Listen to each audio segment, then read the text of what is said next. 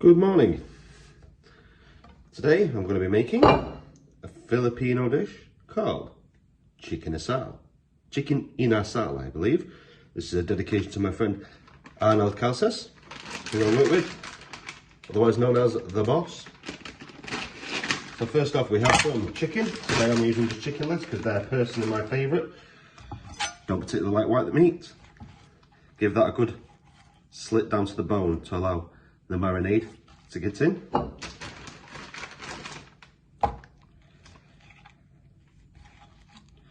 And so, as you can see, deep cuts to the bone.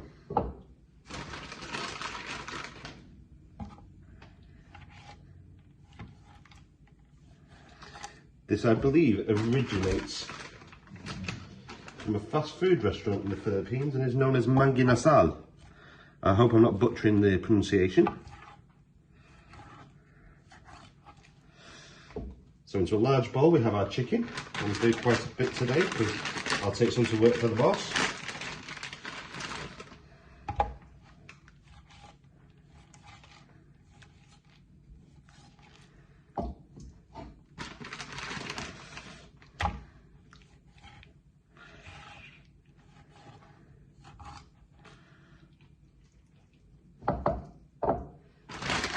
Okay, there we are. And as always with chicken, wash your hands.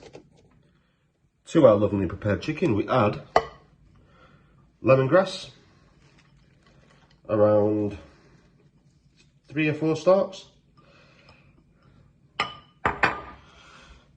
6 cloves of garlic and 2 large thumb pieces of ginger.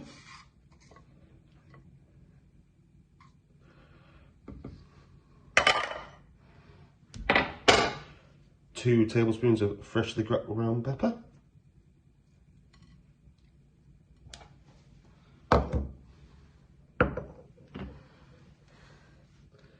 Filipino vinegar,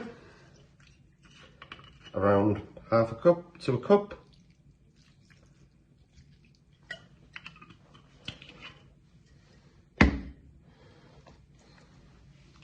Three-quarters of a cup of brown sugar.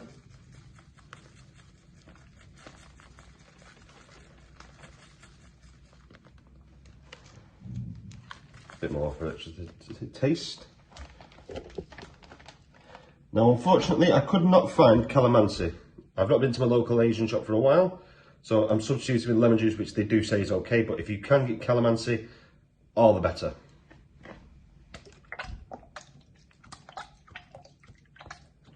Around half a cup. And this was strange to me, but according to the recipe that I found, a lemon and lime soda drink.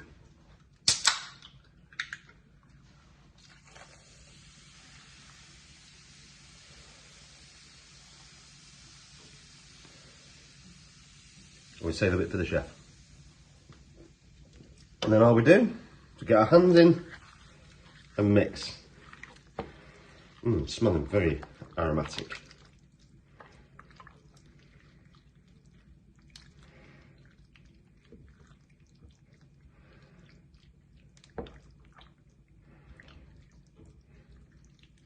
Make sure that all the chicken is covered. Ideally, you'd want to use a plastic bag for this, a vacuum sealed bag. I don't have any at the moment, so large bowl. And what I'll do now is I'll cover this with cling film, leave in the fridge for around 4.5 hours, and then we will cook it.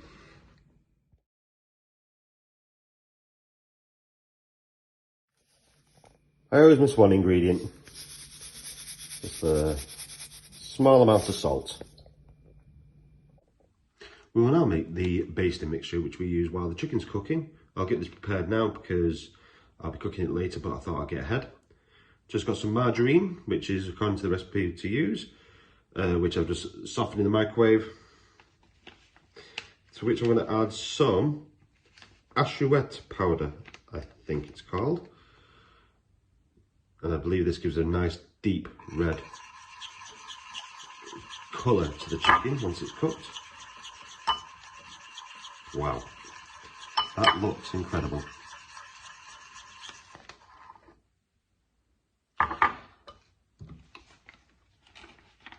couple of teaspoons of, once again, can't get calamansi, well, hopefully in the future, lemon juice.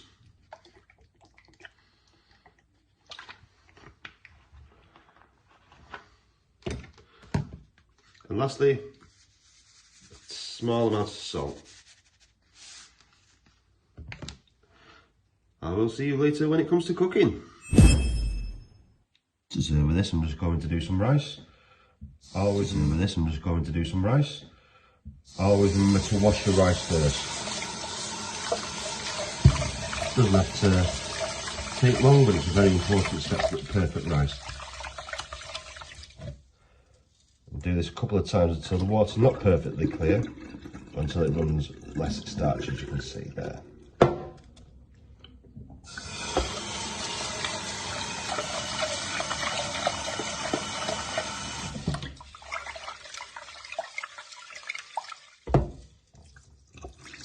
All the starch won't coming out of it, and anything left on the rice. This is just quality, high long grain rice, high quality. One last wash to be done.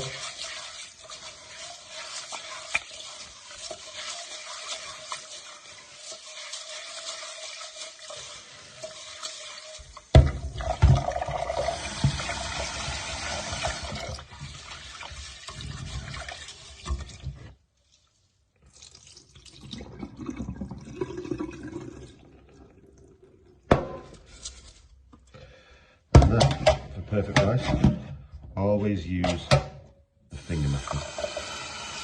So it brings up to the first joint of the knuckle of your finger. Test that, stick your finger in, bit more water,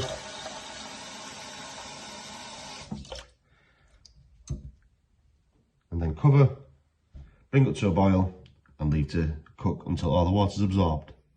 It's been about 5 hours, so now I've taken the chicken out of the marinade and I will place into an oven at about 180 degrees, preheated, and I will cook until it's cooked through, and I will baste every 20 minutes with the tomato sauce we made before.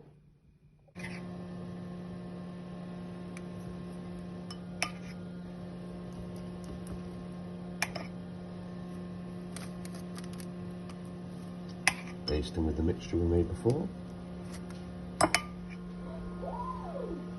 And there we have manganasal.